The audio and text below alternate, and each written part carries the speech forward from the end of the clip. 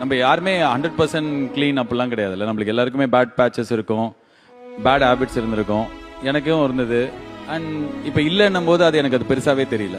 நான் சின்ன வயசுலலாம் ரொம்ப ஷையாக ஃபீல் பண்ணுவேன். நம்ம வீட்டை பற்றி எப்படி நம்ம வெளில சொல்கிறது, நம்மளை பற்றி நம்ம வெளில எப்படி சொல்கிறது, ஐயோ நம்மளுக்கு இது நடந்தது, இதை சொன்னால் அவங்க என்ன நினச்சிப்பாங்க.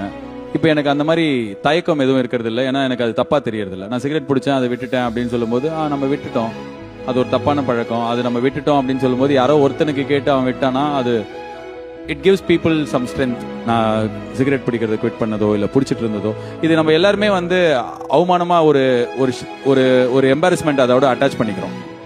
நம்ம இப்படி பண்ணால் அவங்க அப்படி நினச்சிருவாங்களோன்னு எனக்கு அந்த ஃபீலிங் கிடையாது.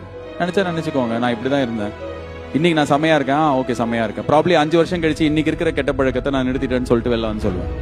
ஐ மீன் லைக் பேட் ஹேபிட் இந்த சென்ஸ். இன்னைக்கு என்ன ஒரு விஷயம் என்கிட்ட பிடிக்காம இருக்கலாம், நான் செமையா இன்னும் கோவப்படுறேன், எனக்கு பயங்கரமா கோவம் வரும்.